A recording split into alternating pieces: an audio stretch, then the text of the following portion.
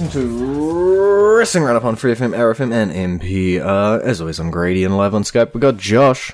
Hey. We got quite a big week of wrestling. There were some big matches this weekend. We also had Raw, and there's some pretty hype matches coming up on SmackDown too, so we got quite a bit to talk about. We'll probably be jumping around like crazy across all of the shows. But first up, let's talk about Brock Lesnar. He made a return. He decided to wrestle this weekend. And I would say that he beat the tar out of Bobby Lashley, but kind of feels like the other way around. Yeah, it feels more like a heel turn out of Bobby Lashley than anything else. Yeah, I think you got to say Bobby is a heel, definitely after his actions on Raw that we'll talk about. Yeah, it seems like we've had like 3 flips in alignment in the last 2 weeks. Yeah, it's like, you know, we have this match with Brock. It could go either way, you know. They're both pretty tweenery heading into it. Brock wins the match technically, but then yeah, Bobby Lashley post-match just beats him down. You're like, alright, that's pretty heely. And then we head to Raw when he beats up Mustafa Ali, and you're like, alright, that's pretty... And then he beats up Seth Rollins, and you're like, okay, now he's... And then he beats up Austin Theory, and you're like, alright, he's a face again. Yeah, it's pretty clear. I don't want to put any hope into it for us. But there's a chance that they may bring back the Hurt Business. There's a shot. There's always a shot. But yeah, it's definitely interesting. I was interested in seeing where they could go with him as a face after they turned him earlier in the year, but I guess they decided they would rather have him as a bad guy. He works really well as a bad guy, and at the moment, you know, he's beating up mostly good guys, and I'm pretty sure he's moving to the bad guy, but he's kind of just beating up anyone that gets in his way. He's not even necessarily... Although he answered the United States Open Challenge, he didn't really care for or challenge for the title. He was just there to cause destruction and mayhem. And in the process, seemingly turning Seth Rollins' face. Yeah, Seth Rollins, an interesting one. I'm going to loop it all together, because there's only one way to really describe this, and this is to run down the events of what happened on Raw, and then we'll talk about the bits and pieces. Seth issues his open challenge, gets accepted by Finn Balor, who gets interrupted by AJ Styles, and they brawl, and we'll talk about them later. And he issues it again. It's accepted by Mustafa Ali, who Bobby Lashley beats up. Then Bobby Lashley accepts it, just beats up Seth, leaves him there in a pile, walks off. Austin Theory comes out, decides to cash in his Money in the Bank briefcase against the United States Championship. Looks like he might win. It was pretty back and forth. And then Bobby Lashley beats the tar out of him, and Seth Rollins retains. Seth Rollins still the United States Champion, but contending with all sorts of heels coming after him. Yeah, and I mean, the people wanted to like Seth Rollins anyway, so it makes sense. It's fun to hate him and fun to like him. Yeah, it makes sense. I'm more upset that the briefcase is gone now, but at the same time, I'm also okay with it because now it allows him to be built without that crutch. Mm-hmm. Yeah, a lot of questions around the Money in the Bank briefcase. I know I was confused watching it of like, what is happening? It does establish that the briefcase can be cashed in on pretty much any championship. Do I think this was the smartest idea? Not particularly, but I'm gonna have to put on my classic wait and see pants to see what they end up doing off of this. As you say, Theory has now lost the briefcase. I don't think there's any way he's going to be getting that thing back. It was well and truly and legitimately cashed in. And maybe he's got to wait for another United States Open Challenge. Maybe next week, since Seth seems to be offering them quite often. Maybe. I know if JBL was his manager, He'd be getting it back because it would be the whole clause about it being only postman used against world championship. So Yeah, we'll see. yeah, we'll definitely see. But I think in the end, I think this might be the best thing that could have happened to Austin Theory, simply because it does get rid of that and makes it so that his development is a little more natural. Yeah, I am a fan of matches for the briefcase, so I wouldn't have been, mad if we'd transitioned the briefcase off of Theory via that sort of method, but what's done is done. The United States title is definitely being elevated. It is the most important thing on Raw, practically.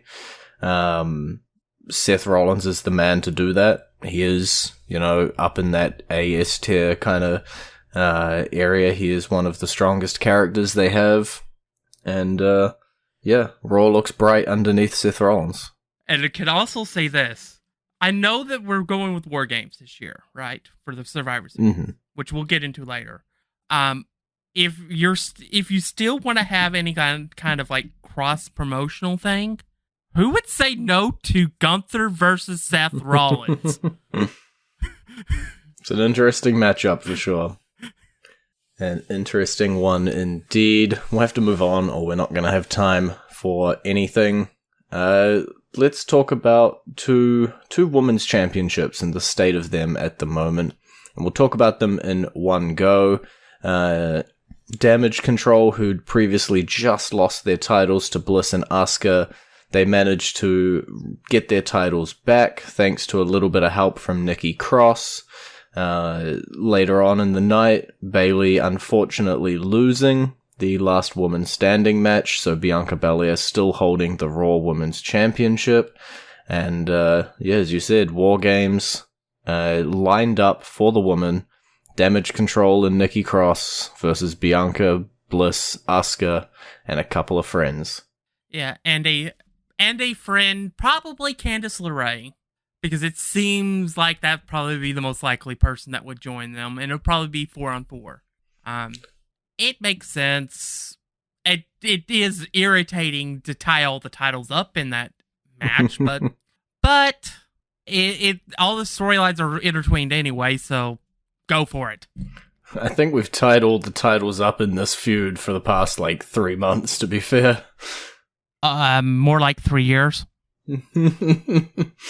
Alright, I meant specifically Bianca, Bayley, and Damage Control, but yeah. Pretty much since Damage Control originally won them, actually, since Damage Control debuted, this has been the 6 women that have been going just back and forth and back and forth and back and forth. I'm not a huge fan of the hot potatoing of the Women's Tag Team Championship. I think you could have done the exact same finish to the match if Damage Control entered it as champs. Just delay it, not have their title match the first time on Raw, but it'd be what it be. Puts another tick in Alexa Bliss and Asuka's columns of championship gold, even if it is only for a couple of days. And Bianca stands tall again, and she will survive past Survivor Series, given it's the War Games matchup. And that leads us into the new year, and Bianca Belair's title reign lasting even longer. Might be the Rumble or something before she ends up losing it, if not WrestleMania. Yeah, I don't know when Bianca's going to lose here. I'm not entirely sure about the next, what the next pay-per-view will be after Survivor Series. Rapid Googling intensifies. Well, it's either confirmed or denied about whether or not day one is canceled. Gotcha, yeah. Back and forth on we that. We don't know on that. For all we know, they may instead decide, you know what? It's December. Let's have TLC. I love some tables, ladders, and chairs under my Christmas tree. Yeah. But so yeah, we don't know when it would be. It's very possible they may end up changing the title on a Raw. Yeah. Because why not? But yeah, it's at the very least, Bianca's had a great run, and whenever it does end, it will be a phenomenal time title reign. So let's just enjoy it while we have it, because Bianca's a big star. Mm-hmm. Did you say that it would be a phenomenal reign? Yes. Let's talk about the OC versus the Judgment Day. I don't know if you did that segue on purpose, but I'm going to take it. Judgment Day defeating the OC in the 6-man tag team match thanks to the Rhea Ripley factor, but then the next time on Raw, the OC found their equalizer, and it is none other than Mia Yim. Yeah. It's good to see Mia back. I really want there to be a segment of her and Sheldon Benjamin just arguing, because that's always been funny on Twitter. But yeah, they had to have somebody, and I guess they don't want it to be Beth. So yeah, why not? Yeah, I still feel like there's big money there, with Rhea Ripley versus Beth Phoenix 1-on-1. I don't know what sort of matches we are going to end up getting out of the Judgment Day and the OC, with 3 men, 1 woman on each match. Sorry, on each stable. It's possible some of them get involved with War Games, and possible some of them have separate matches, and it's possible that they adjust the standing ringside to counteract each other to make sure that no interference happens in the match. Don't quite know what type of match is going to be hidden for the future for those two stables. It will probably be another 6-man tag, with this time with Mia Yim being the neutralizer to Rhea Ripley. But personally, I'd rather have a mixed tag match with Dominic and Rhea versus AJ and Mia. Yeah, but that's personally what I would do. Anything with Dom and Rhea together on the TV is a good thing. We're about halfway through. Let's go into our entrance theme. We still have plenty to talk about on the other side. We still got whole tag team divisions. We got way more fallout on Raw. We skipped over it, but we will come back to 24/7 Championship. There's a lot. But for now, we are going to go into our entrance theme of the week, and that is none other than Logan Paul having a big match this weekend that we'll also be talking about on the other side of this song.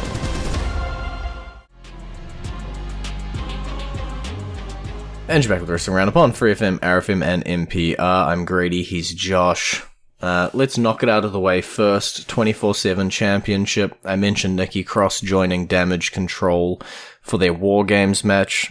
Forgot to mention that she did win the 24/7 Championship and then dropped it near a bin for its seeming retirement. Yeah, because they've updated the website for WWE.com for the 24/7 Championship, and it says a hard date instead of present. Yeah. It says 2022 instead of present. Like, say, this Raw and SmackDown Tag Team Championships that are sitting next to it. It does appear as though the 24/7 Championship is no more. And it was written off pretty quickly, Dana Brooke just having a match. Nikki Cross wins it. It seemingly was meant to throw it in the bin. And then we just sort of move on like nothing happened. Yeah, I can't fully blame them on it, because it is probably time to start stepping back from it, maybe. And if they're going to do it, might as well do it in that kind of manner. Mm-hmm. But there were some amazing segments, right? Like R-Truth, Carmella, Drake Maverick. These people poured a lot into this championship. I don't think it always deserved to be binned, but there's only so much you can do with it, and I feel like it was something you either have to 100% embrace, get behind, and go balls to the wall crazy, or you just don't work with the idea at all, and you move on from it, which is the path they've seemingly taken. Yeah, it was... They've had it for like 4 years. Mm.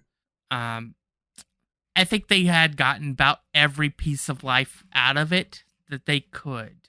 All things considered. Yeah, as I said, we had some amazing segments. We had some amazing moments. Anything with Drake Maverick trying to consummate his marriage was some of the most brilliant television that was ever broadcast.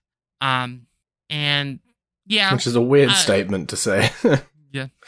So yeah, I'll miss it to some degree, partly because I don't know what they're going to do with Dana Brooke now. But if that was the last hurrah for the championship, so be it.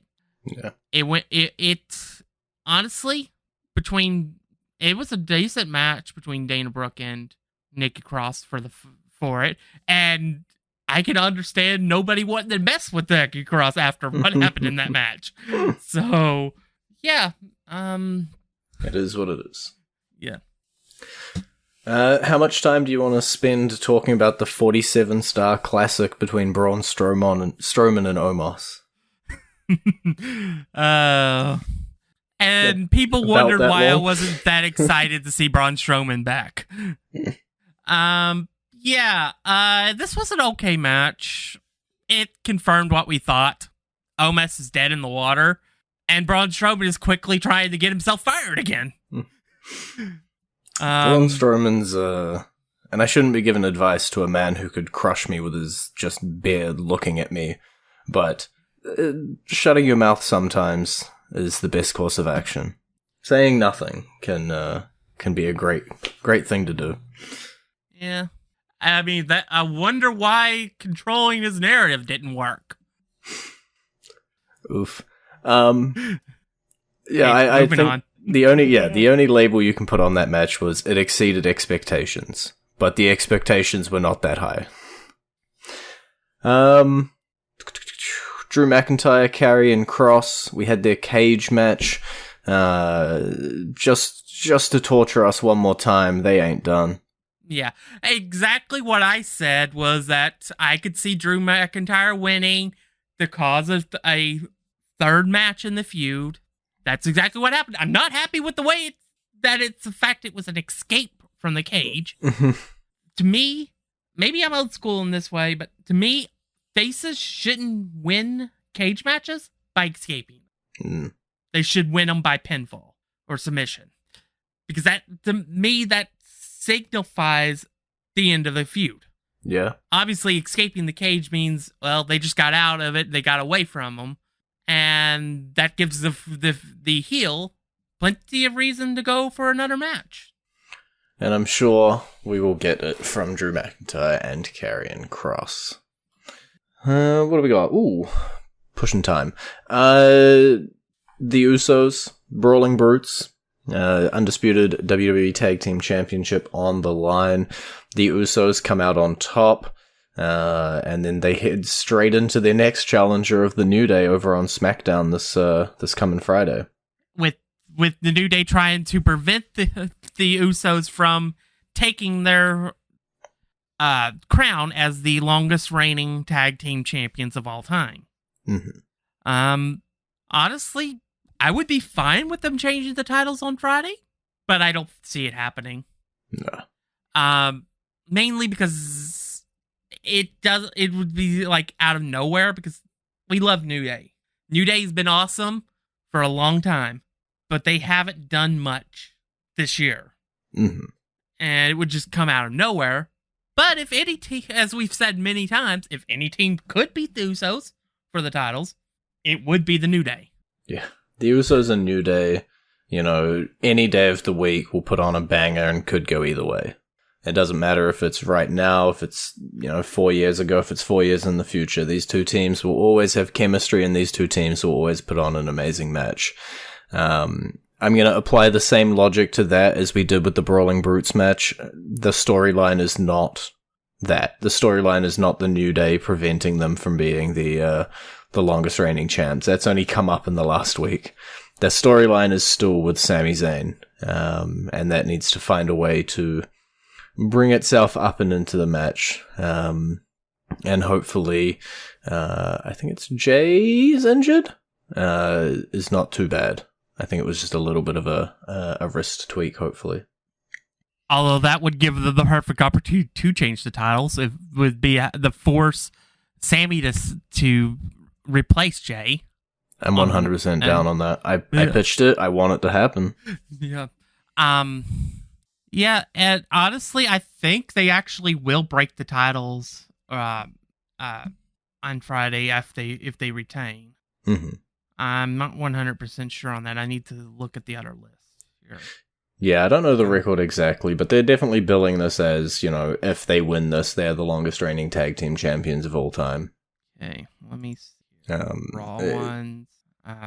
As Josh does some fact checking. Yeah, I've always said I want to... No, they're 4 days shy on Friday. So if they make it past Raw next week, they would be the longest reigning tag team champions of all time. Because they're at 479 days as of recording. There you go. So it's pretty close. So yeah, Sunday would be day 483, meaning Raw would make it 484, which would make them the longest. Alrighty. There you go. So yeah, it completely makes sense that it would be the New Day's job to prevent it from them from losing their record. They're going to attempt to gatekeep that record, but as we've seen in the past week, it is not easy to take down a member of the Bloodline, because you are not always just fighting against one. You are fighting against the entirety of the Bloodline. And that got shown to us in a 25-minute main event. It was Roman Reigns defending his undisputed WWE Universal Championship against Logan Paul. We saw the Usos, we saw Solo Sikoa, we saw Jake Paul. It was just everybody and anybody. Except Sami Zayn.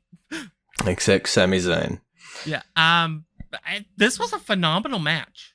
I do think Logan Paul, the more matches he has, the more people are going to start to actually like him as a wrestler. They may not like him as a person, but they will like him as a wrestler. Yeah, that's where I've sat for a little while. The person sucks. The wrestler, he's pretty good at it. Yeah. Unfortunately, he's going to be taking about a 9-month break. Only 9? Maybe a year. But yeah, because unfortunately, during the match, he tore his ACL, his PCL, and his meniscus. His knee exploded. Yeah. Probably when he exploded the big dog through that table. Mm-hmm. But yeah, it is unfortunate because I do think Logan Paul was becoming an attraction. Yeah. And honestly, with some of the stuff that I've seen, if you can get him on a more regular schedule, I wouldn't have minded him as a world champion. Yeah. The guy is just getting better and better and better. I liked a lot of what he did in this match, especially things like recording the splash through the table, as you said. It looked quite cool. You're not going to just sit here and say, "Oh, Roman Reigns carried him to an amazing match." He brought it. He did his part. As we've seen him really just only put on good matches. I think it really helps that he can train and train and train for the specific match and work it out. And he's brought something different every time as well. He hasn't just come out and done the same 2 moves and called it a day and gone home. And yeah, unfortunately, as I can hate the guy as much as I want, but unfortunately, it's always sad to see somebody go out with an injury. Full credit again for him just pushing through the match and completing it, given the fact that his knee exploded. But whatever plans they had were clearly dashed. Yeah, and it is very quite unfortunate because I do think I think they had put everything in stone for Brawling Brutes and the Paul brothers versus the Bloodline, all 5 members in the War Games. Now they're going to have to adjust that. They may do the Brawling Brutes and Jake Paul versus the Bloodline minus Roman Reigns and give Roman the night off.